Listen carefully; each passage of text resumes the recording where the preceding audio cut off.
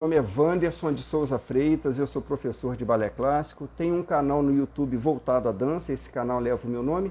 Se você ainda não conhece, eu lhe convido a conhecê-lo. E se você gostar, eu peço a você que se inscreva no canal, compartilhe, curta, aperte o sininho em todas. A participação das pessoas é muito importante.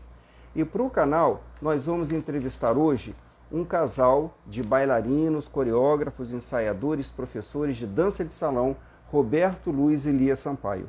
Os dois vão contar para nós como é que eles se aproximaram da dança, ou a dança se aproximou deles, e como a dança de salão, na visão deles, atinge a vida das pessoas. Bem, vamos ver várias pessoas entrando, muito obrigado. Vamos convidar o Roberto e a Lia. O convite foi aceito. Lia entrarão aqui. Roberto Luiz e Lia Sampaio. Olá, tudo bem? Roberto e Lia. Queridos, nós estamos tortos aí. Vocês conseguem colocar o telefone na vertical? Vamos. Muito obrigado. Obrigado por essa mudança e muito obrigado por vocês terem aceito o convite. O canal que leva o meu nome, que é dedicado à dança, vai ficar muito rico com a entrevista de vocês. Muito obrigado e desde já parabéns pela carreira. Nós agradecemos o convite, Wanderson. Boa noite, Imagina. boa noite a todos. Isso, já temos algumas pessoas nos assistindo. Roberto Luiz, Lia Sampaio, dois bailarinos, professores, coreógrafos, ensaiadores de dança de salão, têm uma trajetória rica dentro desse estilo de dança, e nós vamos conversar então sobre o que a dança representa para vocês, o que na visão de vocês a dança de salão leva para os outros. Mas antes eu gostaria de saber de cada um de vocês, como é que vocês se aproximaram da dança. E aí, Roberto, eu queria que eu e você fôssemos cavalheiros e deixássemos a Lia falar antes, como é que a dança chegou à vida dela. Eu já tinha pensado nisso, inevitavelmente. Por gentileza. Vamos lá. Olha, na verdade, eu já nasci dançando. Sempre tive, desde pequena, eu assim, já acionou o universo da dança na minha vida, né? Mas, na verdade, eu não tive a oportunidade de poder exercer, né? Ou seja, praticar a dança. Eu sou adotiva, né? Fui adotada por uma família, porque meus pais morreram muito, eu era muito pequena, e eles eram contra a dança. Então, por mais que eu tivesse a vontade de poder fazer aula de dança, qualquer curso, o que seja, até mesmo dentro da escola, não podia praticar porque eles acreditavam que se eu seguisse esse caminho, é um tipo de profissão que não daria dinheiro, né? Então, aí eu tive que aguardar depois da minha adolescência, depois de sair de casa, para poder ter o contato direto com a dança. Mas desde pequena ela já fazia parte de mim. Né? Lia, mas você entende, né, que essa preocupação dos seus pais era uma preocupação legítima, né? Essa nossa profissão é muito difícil, de fato, né? É verdade. E eles, assim, eles já vieram de uma família um pouco mais restrita em relação a algumas áreas profissionais. Então, eles acreditavam que a área como medicina, arquitetura, advocacia eram profissões, né, que, na verdade, você tinha um futuro. E aí eu não consegui desenvolver, mas depois da adolescência, aí sim. Mas aí eu fui professora numa região que eu morei durante muito tempo, tive contato com vários tipos de dança, mas eu era forrozeira. E você começou com forró, é isso?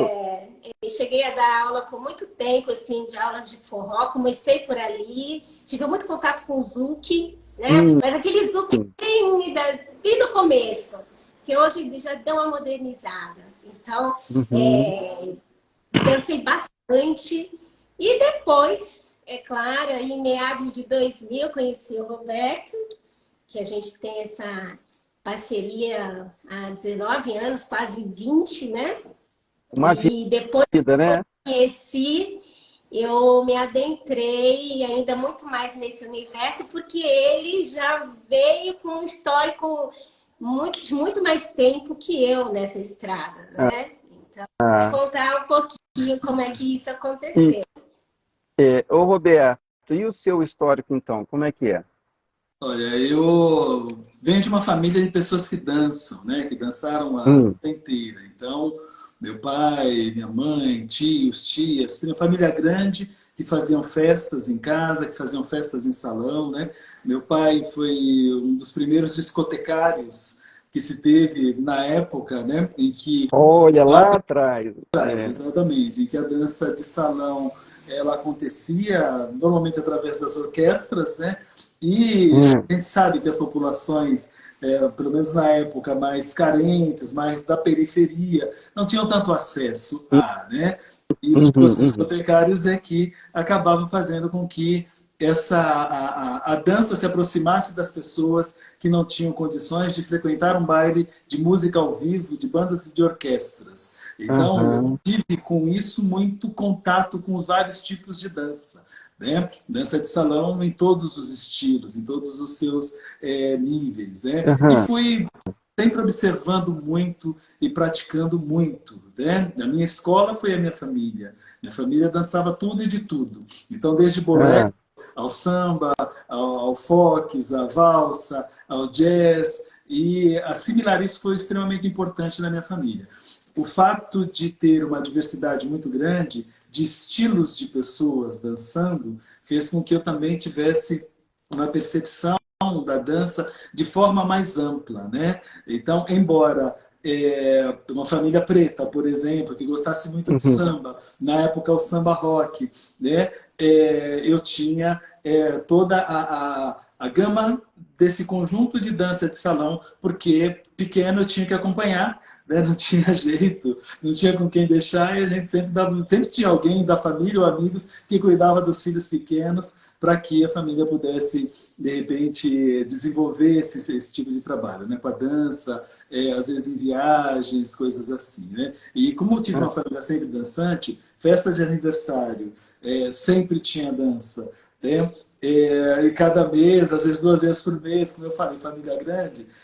Então, essa questão da dança ela sempre foi muito presente na minha vida e muito importante, né? Na verdade, a arte como um todo, né? E nesse caso especial que a gente conversa aqui é a dança. Então, costumo dizer que a dança ela não me cansa, né? Ela me descansa, né? Porque eu realmente, quando danço, dizem que eu tenho um fôlego de leopardo e por aí vai, né? Mas é um pouco disso, né? Eu venho de uma família que me instigou e estimulou para a dança.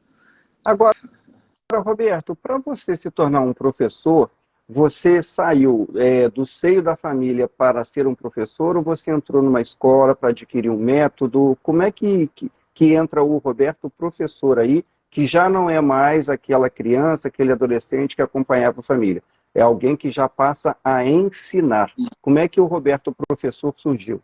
Ensinar, para mim, de certa forma, também foi sempre um dom, né? Eu lembro que desde pequeno eu ensinava as pessoas a dançar, né? Então, eu tinha os amigos que queriam aprender a dançar porque eu sabia dançar. As amigas também ensinaram, olha, crianças maiores, crianças menores. E isso foi se transportando para a adolescência, né? E eu, em determinado momento da minha vida, quando eu tive que escolher a faculdade, eu escolhi especialmente a faculdade de pedagogia, para eu me aprimorar como professor, né, especialista em educação.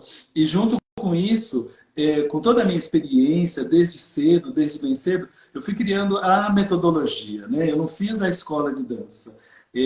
A escola de dança que eu tive foi realmente a família e tudo aquilo que era adjacente à família, né? Onde a família estava, quando eu participava de determinados eventos, eu estava presente, dançava, tentava e conseguia. Eu nunca tive dificuldade para aprender a dançar. Então, o professor ele se torna, de fato, professor quando eu ganho a minha formação para entender um pouco mais da questão da didática e da metodologia de ensino, mas era uma coisa que eu já trazia, né? E uma das coisas que eu aprendi muito no que diz respeito a ensinar a dança, é a questão da paciência, né? Da paciência e entender que na dança a gente erra para acertar, para depois não mais errar.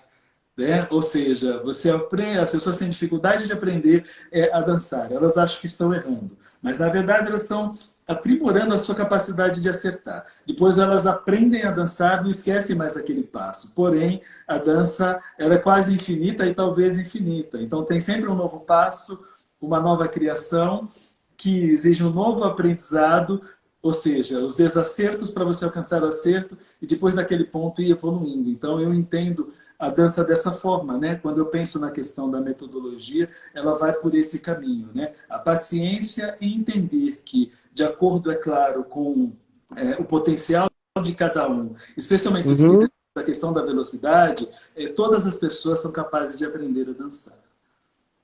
Então, eu queria tocar nesse ponto. Dentro da minha área, que é o balé clássico, a chamada dança acadêmica, existe uma frase que é muito cruel, que diz assim: fulano gosta da dança, mas a dança não gosta de fulano, ou seja, fulano jamais vai conseguir o que ele quer. Aí, você está dizendo sobre a questão da paciência, que é fundamental para quem quer ser professor, ser um bom professor. Isso. Você acha, então, que todas as pessoas, de fato, podem dançar independente do talento maior ou menor? Precisa o quê para a pessoa dançar? Para vocês dois, para você e para a Lia. Claro.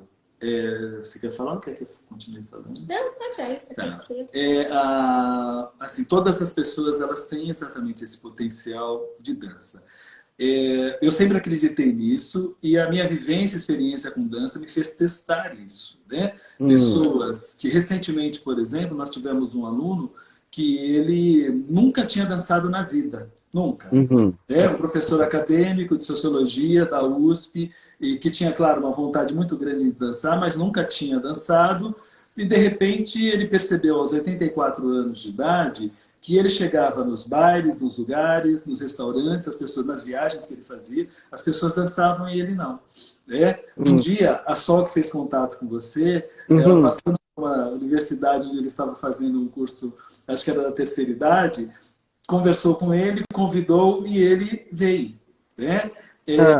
E ele que tinha pressa, na verdade, de aprender. Né? Então a gente fala, se você tem pressa, a sua dedicação ela precisa ser mais intensa e mais constante. E ele estava disposto, tanto que ele quis aulas particulares, né? E numa sequência de semanas. E foi aprendendo. Né? Então a gente começa, normalmente, não sempre, porque depende daquilo que as pessoas querem, pelo bolero. Eu entendo que o bolero é a dança que favorece todas as outras danças, porque é uma dança que você dança com passos. Bolero é uma dança de passos. Né? A gente vai dançar a gafieira, você tem uma marcação para depois dar um passo. Você dança tango, a base você começa com um passo para trás, que não é o passo de fato que a gente não anda para trás. Né? Depois você vai para frente, é claro. Você vai dançar o soltinho, você vai dançar abrindo para o lado, ou seja, dá um passo para o lado. Mas o bolero não, né? É passo para frente, para trás. Quando você de repente faz os giros, você também está fazendo os giros com a largura dos passos. Né? E aí eu sugeri para ele que a gente começasse pelo bolero. E perguntei que outras danças ele gostaria de dançar. Então ele quis fazer exatamente o soltinho, o forró, né? E a outra dança eu não me lembro qual foi. Soltinho, o forró e o sertanejo. E o sertanejo, né? Porque... Olha, eu só queria, desculpa, eu queria abrir um parênteses aqui para falar que Marisa Cagno Alvarez está dizendo que é uma maravilha o que vocês estão dizendo aqui. Deve ser aluna de vocês, eu não sei, Marisa. Nossa, que maravilha. Então, e aí nós começamos o trabalho com ele, né? Ele tinha toda a coisa que as pessoas que nunca dançaram têm. Né? Então você tem que mudar primeiro a forma da pessoa pensar, né? E fazer ela acreditar nessa possibilidade. Então ensinar a pessoa primeiro a caminhar, né? Ou seja, a caminhar primeiro, né? E depois a caminhar na passada da melodia, né? Começou, na verdade, a fazer ele perceber que, para dançar, você precisaria aprender a escutar a música. E escutando a música, você aprende o tempo, né? Você aprende a métrica, na verdade, da dança. E fizemos esse trabalho, né? Só não vou me alongar aqui, e ele aprendeu as danças, né? Aprendeu com toda... não para ser um exímio dançarino em tão pouco tempo, mas aprendeu as bases e os passos mais importantes das danças que nós acabamos orientando ele. Então, as pessoas podem aprender a dançar, depende daquilo que ela almeja, né? Então, a gente tem, por exemplo, fazendo uma analogia com futebol, um time de futebol que tem craques, mas que tem jogadores que não são craques, mas que são essenciais. Isso. E na dança também nós temos assim, aqueles que são exímios dançarinos, mas aqueles que dançam e no salão, às vezes até pela simplicidade, encantam, pelo desafio, pelo esforço, pela disciplina com a qual eles dançam, né? Então eu creio nessa... creio e assim, e como eu disse, além dessa experiência tem outras, né? Como uma forma de comprovação dessa possibilidade. Então, Roberto, li aqui, tem um elogio a vocês de Mazereunice, dizendo que vocês são muito competentes. Grata, Eunice, amiga nossa também. Maravilha, sejam todos bem-vindos. Foi aluna. Roberto, foi aluna? Aluna também. Roberto e Lia, a gente pegando o gancho aí desse professor, eu que de 74 anos, é isso? Você entendi bem? 84. Pegando o gancho dele, houve uma transformação emocional dentro dele, vocês perceberam isso? A gente vai falar de como a dança de salão leva alegria para as pessoas, né? Aí vocês percebem isso? Percebemos. Isso é nítido. Principalmente a pessoa, ela chega aqui e ela é totalmente crua, né? Porque existem dois tipos, né, de pessoas. Tem as pessoas que elas dançam, mas aquelas pessoas que vão aos bailes, né, sabem o básico. E tem aquelas pessoas que nunca tiveram contato com o que é a dança de salão. Então, quando elas chegam aqui, tanto aqueles que já dançam, como aqueles que não têm essa prática, no decorrer do tempo, é claro, a dança por si só já é transformadora. Qualquer pessoa que tem contato com a dança, ela sente essa mudança, né? Não só no corpo físico, mas inclui aí, cria uma ramificação, porque ela vai para a vida pessoal, emocional, mental, né? Então há um equilíbrio depois. E é claro, a felicidade, a alegria, a satisfação de poder se desenvolver é muito grande. E a gente vê isso, assim, né? Em cada aluno. Porque existem as crenças, né, Wanderson? Às vezes, as pessoas, a crença, ela é limitadora, né? Então, quando você deixa um pouquinho de lado isso e se permite... se entregar a novas experiências, e a dança, para mim, assim, tanto quanto o Roberto, assim, tá no ápice daquilo que se diz do bem-estar para o ser humano. É tão interessante que, ou seja, o tema é alegria. Nós damos aulas, e hoje nós damos aulas para um casal, né, que nos procurou, e sempre a gente pede para as pessoas dizerem uma palavra que reflita aquele momento. E tanto uma do casal, quanto um do casal, ou seja, os dois, eles disseram a palavra... Qual é a palavra de hoje? E a palavra foi alegria. Olha! Espontaneamente ela produz isso, né? E essa alegria, Wanderson, é mais do que uma coisa superficial de mudança de muscular da face, né? É aquele sentimento mesmo que a pessoa tem por ter alcançado uma meta, superado um desafio, encarado uma dificuldade e encontrado nisso esse estado de paz que espontaneamente faz a pessoa vibrar. Nós já tivemos alunos que quando eles terminavam, concluíam um passo assim, saltavam às vezes que nem crianças. Sabe? Então isso é muito bom, né? Esse lado terapêutico que a dança tem, né? Que não é só terapêutico, mas ela inclui na vida da pessoa esse bem-estar, né? Os bens que muitas vezes as pessoas têm a dificuldade pelo dia a dia e pelas vicissitudes do dia a dia de manifestar espontaneamente. Então, às vezes, descobrir que é capaz de sorrir e de ser tão espontâneo na sua alegria a ponto de fazer como uma criança faz de forma maravilhosa, que é sorrir com facilidade. Então, a produção da alegria através da dança, e especialmente da dança de salão, né? Que é um desafio, porque você tem que dançar com o outro, você tem que aprender a respeitar o outro, respeitar a si mesmo. No caso do cavalheiro, saber conduzir, a dama de se permitir. Né? Então, o desafio é maior ainda de ambos os lados. Quando você vê o casal, como no caso deles, né? Manifestando isso, é o pago do nosso serviço, sabe, do nosso trabalho. É maravilhoso. A gente tem no Brasil hoje programas de televisão que mostram isso. As pessoas, não os professores, mas os artistas, modelos, cantores que são convidados, eles dizem isso. Para mim é um desafio, eu nunca dancei e estou me sentindo muito bem por me ver sendo desafiado ou desafiada. E quando termina a apresentação nesses programas, a plateia vibra, não é? E tem aquelas notas que são dadas para quem está de casa, ou seja, essas notas traduzem também como é que a dança mexeu com essas pessoas. Aí eu aproveito e pergunto para vocês dois, que são da dança de salão, sobre esses programas. O que vocês pensam? Eles ajudam, eles agregam ou não? Tanto faz eles existirem ou não? Como é que vocês veem esses programas de TV que têm as danças com as pessoas conhecidas? Tá bom. Então, Anderson, eu acho extremamente importante, né?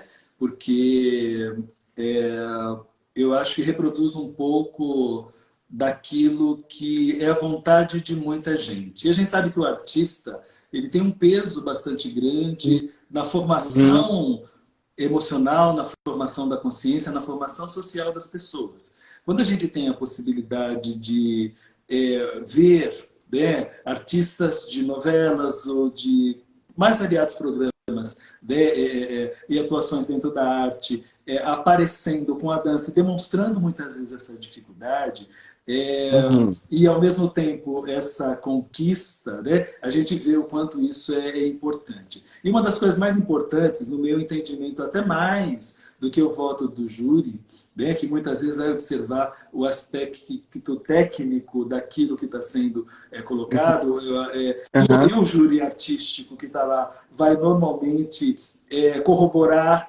com as notas 10 e por aí vai. Mas eu entendo que essa percepção do público que é a mais importante, né? Porque é ele que vai sentir, é ele que vai traduzir aquilo que de repente acontece quando você está num baile de dança de salão. Muitas pessoas não vão lá para dançar num primeiro momento, embora queiram, mas elas estarão lá observando outros dançarinos, aprendizes, iniciados, tarimbados, experientes, e ali estão como espectadoras, vendo, né, observando, se instigando para um dia querer dançar. Né? Ou seja, é o público dando a sua nota. E normalmente é uma nota elevada. Não é uma nota única, pode ser 9,9, 9,8, não é só 10. Ou só 8,4 até 8,7. Né? Normalmente é uma nota assim, que vem do coração. E é arte. A arte é para isso, né? A gente está no salão, a gente dança, mas normalmente a gente não se vê dançando. Talvez a grande sina, o grande pecado para o artista, não necessariamente pecado, mas a gente não tem a capacidade de a gente ver aquilo que as pessoas apreciam e admiram, porque a gente está fazendo exatamente a arte. Então, quando a gente ver o público gostando disso, apreciando e aplaudindo, significa que é um bom caminho, né? E eu vejo essa participação, né, esse empenho da televisão, em pelo menos, assim, é um empenho, é claro que é mínimo em vista daquilo que pode fazer com a dança, mas só o fato de mostrar, no meu entendimento, já é alguma coisa que faz com que se produza mais dançarinas e dançarinos da dança de salão e, consequentemente, a gente torne, aproveitando o tema do programa, a vida mais alegre e, consequentemente, mais feliz. É verdade. Eu tive o prazer de ter 3 alunos desse programa da Rede Globo, e um agora está ali, atualmente. E eu fico muito feliz de saber que, de alguma maneira, eu contribuí para aquela performance dele, que atinge a plateia. É muito bom, né? A gente que é professor gosta de ver um aluno bem-sucedido, né, Roberto e Lia? Com certeza, é verdade. Olha, pode falar, Lia, desculpa. Não. Então, só assim para complementar, né? Os programas que estimulam através desses campeonatos, concursos, né?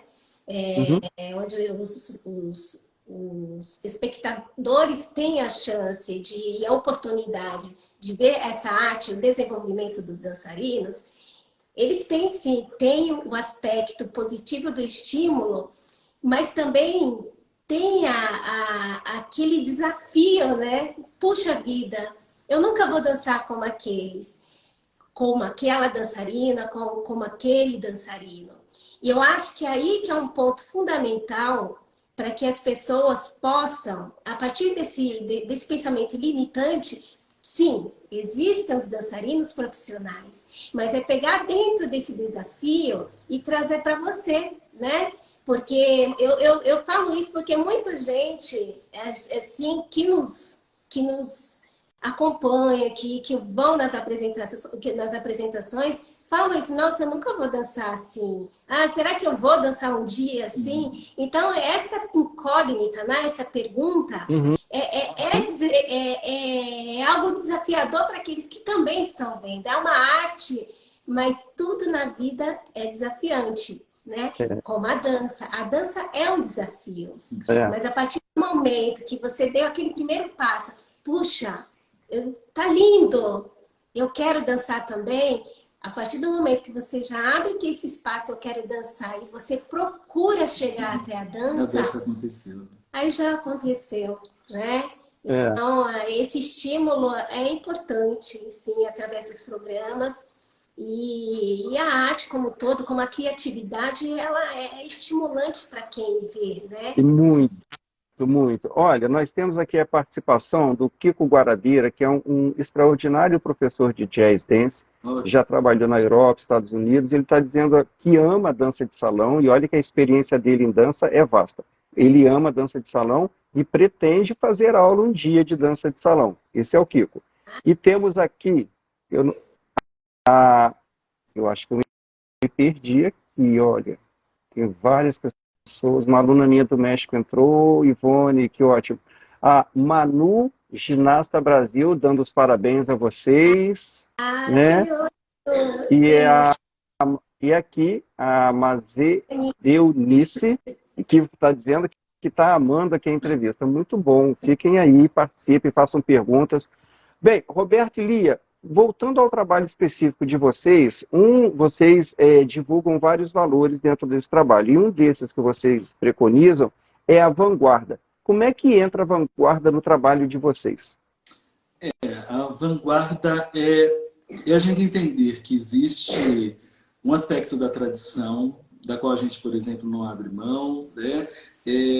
Existe a modernização da dança, né? Que a gente também precisa olhar para ela, mas existe aquela coisa que precisa ir além da dança, né? E que envolve muito do aspecto criativo e criador. Então, quando a gente pensa, por exemplo, na dança, nas apresentações, né? Nas nossas apresentações, a gente pensa na inovação, né? A gente sair do quadrado da dança. Né? Então, se a gente vai pensar numa coreografia para uma apresentação, a gente vai pensar sempre numa nova coreografia. O que é isso, essa ideia da vanguarda? É a gente nunca repetir uma coreografia, mesmo que a gente vá dançar a mesma música. A gente Olha! Exato. A gente sempre procura trabalhar essa coreografia de uma forma diferente, né? a gente, quando, por exemplo, vai desenvolver a dança, sempre se utilizar de um recurso, né?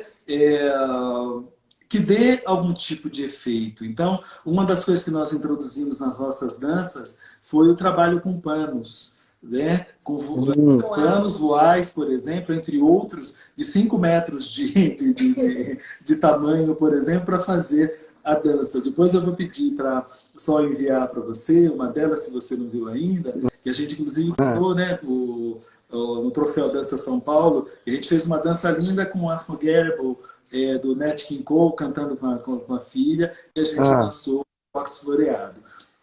Foi muito bonito. Então, introduzir esse novo, né? A arte, ela precisa ir além daquilo que ela pretende. Esse é o nosso entendimento, né? Tanto na dança quanto na formação. Então, na formação dos nossos alunos, e eles sabem disso, além de ensinar aquilo que é a base, o tradicional, não importa se o nível é básico, é intermediário ou é avançado, mas a gente sempre vai dar a eles a possibilidade de que existe algo a mais que pode ser acrescido ou introduzido àquilo. Né? De um passo que você desenvolve aprende a desenvolver, podem sair muitos outros. E muitos desses passos, às vezes, uma das coisas que a gente ensina é que eles podem surgir de erros. Né? Então, e a gente sabe que tem histórias, por exemplo, na gafieira, né? O passo que é a enceradeira, conta-se a lenda que a pessoa estava caminhando no baile, de repente ela escorregou, apoiou numa pilastra e fez um movimento de pernas ali, e virou um da gafieira. Né? Essa é a história que se conta. E a gente percebe que na prática isso também pode acontecer quando você desenvolve o trabalho e a gente observa isso o tempo todo. Ou seja, se o aluno errou, muitas vezes fala, espera, né? Vê o que pode sair daqui, né? E o que isso pode se transformar. Então, a vanguarda é exatamente nesse sentido, né? É ter esse olhar além do comum. Eu costumo dizer, né, eu como condutor, e a Lia sabe muito bem disso, né, eu nunca improviso, eu sempre crio. Né? O que é um improvisar? Improvisar é como a gente, de repente, quebrou a janela, a gente vai lá, coloca um remendo, uma coisa por cima ali e resolve, você resolve. Mas criar, de repente, é a gente pensar, talvez, pensando na janela mesmo, fazendo analogia com a dança. Daí você pegar um material reciclado, dar uma forma artística bacana para ele e aquilo ser impressionante para quem vê. Não vai ver só como um remendo. Ou seja, é a criação e a criatividade acontecendo. Então, nós fomos fazer uma apresentação um dos dias e a pessoa observou isso, né? Ela falou, mas vocês não repetem passos quando vocês dançam? Porque a gente estava no baile dançando. Na verdade, numa apresentação. A gente fez uma apresentação com 4 danças, né? A gente foi uma apresentação de samba rock.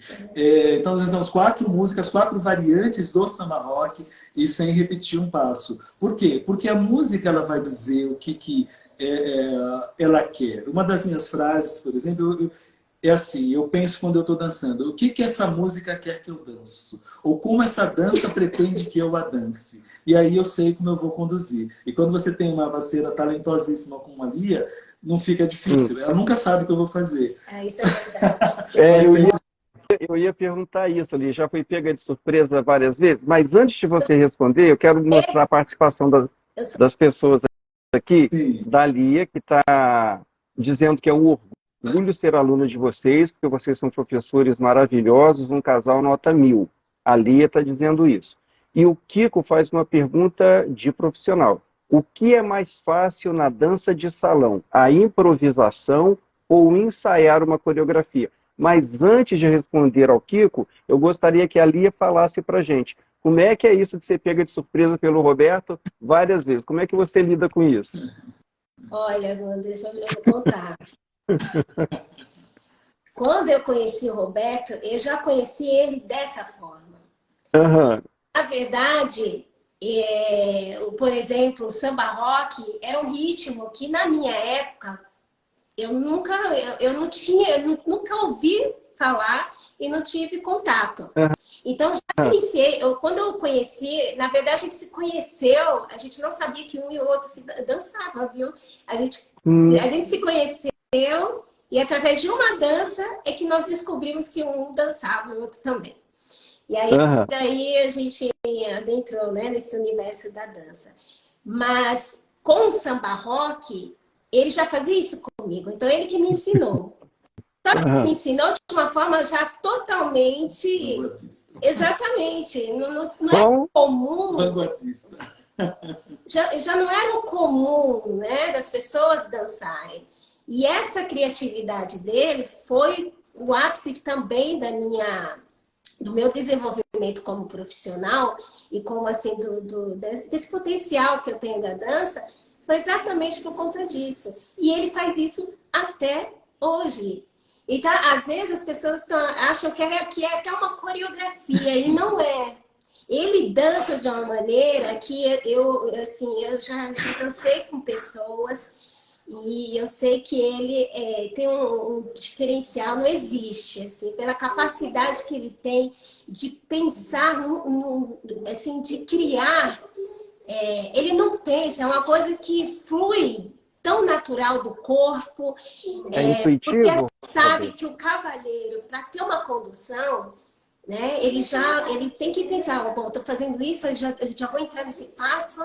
Existe na maioria existe até uma sequência. Deixa eu começar aqui, aí ele já pensa no próximo, que já pensa no próximo. Essa forma criativa, essa soltura, eu acho que é um dos nossos trabalhos, né, em potencial como professores, é fazer isso ser desenvolvido nas pessoas. Porque uma coisa é você saber dançar os passos básicos. Outra coisa, como o Roberto disse, é dos passos básicos, você fazer isso. É acreditar que você pode mudar e transformar aquele passo em outros, né? E descobrir seu corpo. Isso, o segredo tá. Você descobre o seu... tira as pessoas... Desculpa, tira as pessoas da zona de conforto. Isso. É um susto, né? Isso. Olha, deixa eu e a pergunta aqui... Oi, desculpa. Não, vou responder para o Kiko. Isso. Ele quer saber o que é mais fácil. Se é mais fácil na dança de salão, é o improviso ou o ensaio de uma coreografia? Então, é muito mais fácil o improviso, né? O ensaio de uma coreografia, você tem que pensar em cada detalhe da música, né? O improviso ele exige sim, porque você nunca sabe o que vai acontecer. Você vai num baile, uma dança, uma banda, ela toca a música de um jeito, a outra do outro, então você precisa pensar muitas vezes na velocidade dos passos, na dinâmica. E o improviso ele está muito mais exatamente para a gente reparar, né, algumas situações onde a música, a dança, elas colocam a gente consegue desempenhar aquela dança de uma forma não igual, né, mas com um certo conteúdo criativo, não nesse nível que eu falei da criatividade no que diz respeito à questão da vanguarda. E a coreografia a gente tem que pensar o tempo todo, né? Porque pelo menos quando a gente constrói a coreografia, a gente tem que pensar nas pausas, você tem que pensar no que aquele momento pode permitir a você, como dançarino, criar determinados passos, né? Você precisa ter normalmente o tempo certo para esse desenvolvimento coreográfico. E se é um desenvolvimento coreográfico, por exemplo, para uma apresentação, isso envolve um conjunto de fatores. Às vezes, um camarim que você tem que é bacana, ou um lugar que não tem um camarim que é legal para você se organizar. O palco, que quando você chega ali não é nada daquilo que estava na foto, né? Então, aí você tem que...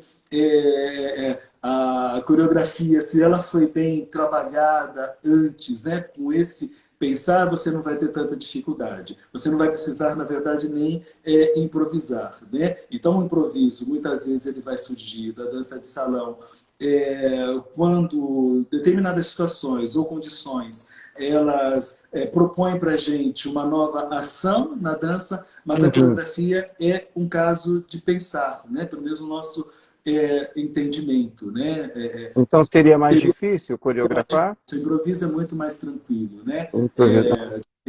Né? Porque a coreografia é o que eu falei, você tem que pensar o tempo todo e no dia seguinte, quando você acorda, se você está montando, já surgiu uma nova ideia e você tem que encaixar. É como escrever um livro, né? Às vezes você escreve um livro de 500 páginas, mas ele tem que ser editado em 120. Então, na coreografia, a gente tem, às vezes, muitas ideias, mas você tem que reduzir, às vezes, a 3, a 5, a 7, a 10, a 15 minutos. Né? Então, ela dá um pouco mais de trabalho. O improviso é necessário, em boa parte das vezes, porém, ele é mais tranquilo na dança de salão. Tá. Ô, Roberto e Lia, eu queria que vocês falassem sobre o que seria a web novela de vocês. Ótimo. Maravilhosa pergunta. A web novela, Wanderson, ela surge para eu, partir de mim, é claro, né? Uma forma de homenagear a minha família, a minha tradição familiar, mas especialmente ao meu pai, que foi uma grande referência para mim na dança em todos os aspectos, especialmente no samba rock. Então, a primeira ideia é construir essa web novela do samba rock e depois construir uma web novela falando da dança de salão. Então, a ideia é uma construção de 36 capítulos, né, com 5 sagas, começando, no caso do samba rock, desde da vinda dos negros para as Américas, tanto a América do Norte quanto a América do Sul, especialmente Estados Unidos e Brasil, e contar a história do samba rock a partir daí. Por quê? O samba rock é uma dança que nasce no final dos anos 50, ele ganha status e fôlego a partir de Jorge Ben, né, que hoje é Jorge Benjor, em 1963, e se destaca dos anos 70, 80, e no fim dos anos 80 é que com a introdução da discoteca e outras danças, o rock nacional, ele começa a cair de produção e retorna depois nos anos 2000, depois de 2010. A intenção é contar essa história, né? Entender a importância do negro na construção do samba rock e na construção da dança. Então, quando a gente vai lá atrás, né? Os negros foram escravizados, eles vieram para o Brasil, foram para os Estados Unidos e lá desenvolveram seus estilos. Vamos pensar assim em dois ritmos clássicos, o rock e o samba. Rock dos Estados Unidos, o samba do Brasil.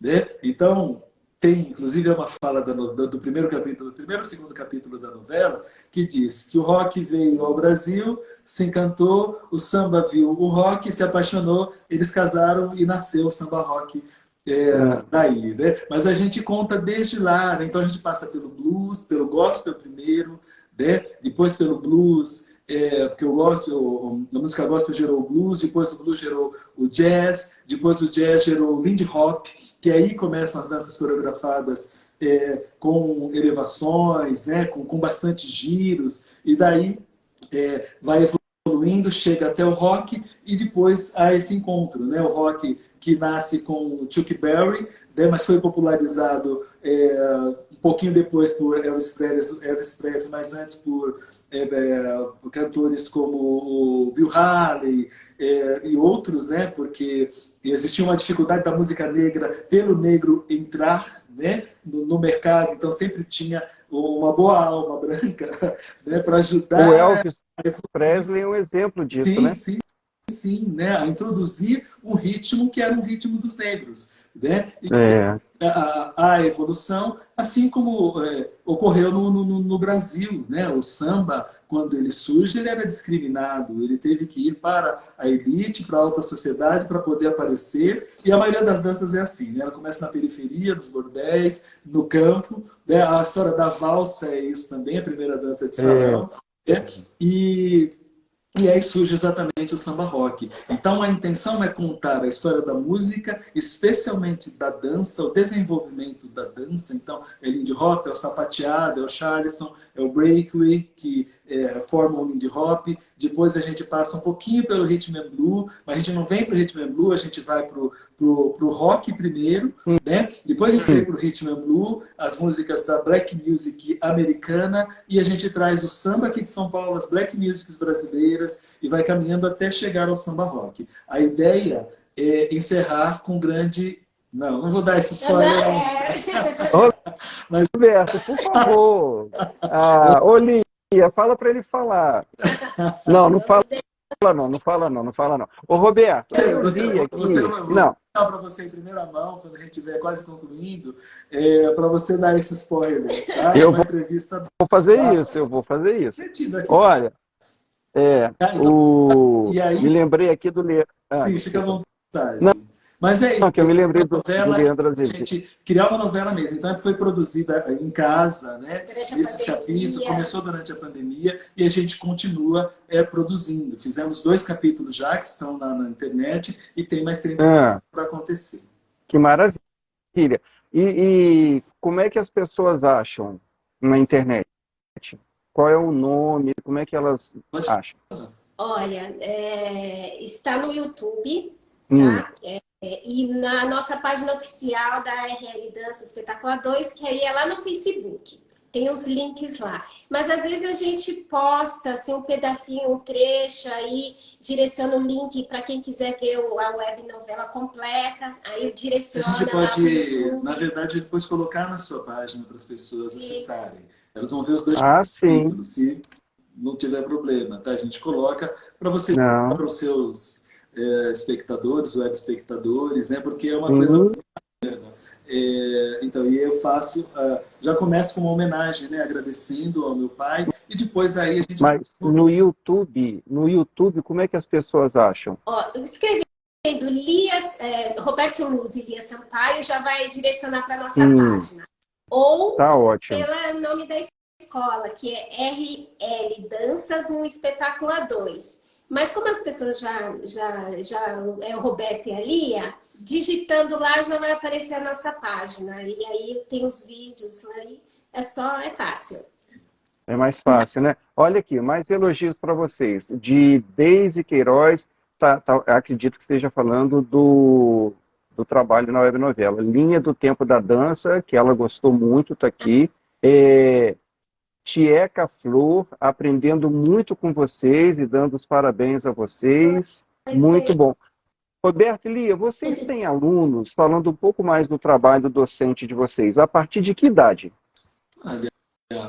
São todas as idades, mas a gente tem enfatizado, Wanderson, o trabalho, até por conta da busca, dessa mudança social, né? Das pessoas mais maduras. Tá? A gente trabalha com todas as idades. Mas as pessoas a partir do 50, 60, 70, 80, ou seja, a chamada terceira idade, a gente tem uma ênfase nessa direção. Mas não só, tá? Nós temos alunos de todas as idades ensinando a dança de salão a partir daquilo que é o clássico, né? A nossa intenção é sempre ensinar o clássico para que as pessoas possam entender um pouco do quanto essa dança é charmosa, do quanto a dança de salão ela é elegante, do quanto ela tem estilo, do quanto você aprender a dançar a dança de salão, você vai aprender a ser um cavalheiro melhor e uma dama melhor também, porque a gente ensina muito de etiqueta, né, dessas coisas. Então a gente trabalha com todos os alunos com ênfase nas pessoas mais maduras, por conta exatamente daquilo que eu disse, né? Hoje as pessoas estão buscando muito isso, porque há muitos salões abrindo espaço para que boa parte das pessoas dessa idade, que em função da própria cultura social não tiveram tanta chance, especialmente as mulheres, de sair para dançar, hoje buscam mais, então a gente divulga bastante nesse sentido para os alunos. Você vê que a própria Lia teve dificuldade de começar a dançar, né? Então a gente... Não é isso? Também. Olha, eu queria agradecer muito a vocês por esse bate-papo. A gente está encerrando, porque o Instagram ele determina o tempo, né? Não somos nós. Agradecer muito a participação de vocês. Foi uma entrevista maravilhosa e eu desejo muito sucesso. E eu queria que vocês dessem aqui o serviço, onde é a escola de vocês, o endereço, o nome, fiquem à vontade, por favor. Tá bom. Olha, primeiro assim, agradecemos muito, né, por participado aqui, grata pelo convite, agradecer ao nosso público que está acompanhando a gente, que bom que vocês estão presentes.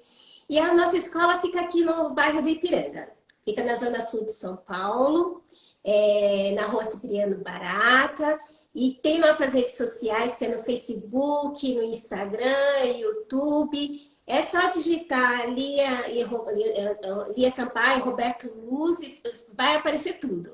Então é de fácil acesso. Aqui pelo Instagram mesmo, já tem o link, tem o telefone. E a nossa assessora é a Sol, né? Vou até deixar simpaticíssima. Sol, muito obrigado pela sua participação, por ter feito essa ponte. Muito obrigado. O telefone? Aí temos o telefone, que é direto com ela, que é o 11 951149357. E é só deixar um recadinho, que assim que possível ela já retorna. E muito grata.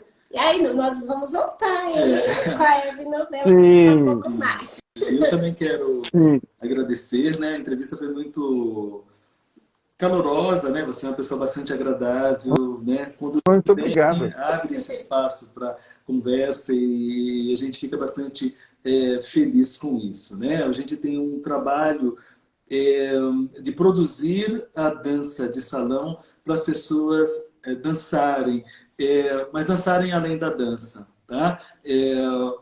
Trazendo para elas também os saberes, os conhecimentos, né? E a gente sabe pelos resultados que a gente tem que é fundamental isso, a pessoa entrar num salão sabendo um pouco da dança de salão, sabendo que determinados comportamentos, determinadas atitudes, que algumas são objetivas e outras intuitivas ou subjetivas, elas são fundamentais para que essas pessoas desfrutem muito mais esse ambiente maravilhoso que é o espaço para dançar a dança de salão e fazer isso com toda a alegria, como é o tema desse nosso programa hoje. Que maravilha. Tá. Que maravilha. Olha, eu quero agradecer aqui a entrada de uma grande amiga minha, muito querida, a Liliane, que entrou aqui no final, a Mazéria Nilce, ela teceu um elogio a mim, muito obrigado. E Roberto e Lia, muito sucesso para vocês na escola, nos trabalhos, na vida. Tá? Meus aplausos para vocês. Muito obrigado. Agradecida. Tchau, tchau. Tchau. Tchau. Tchau.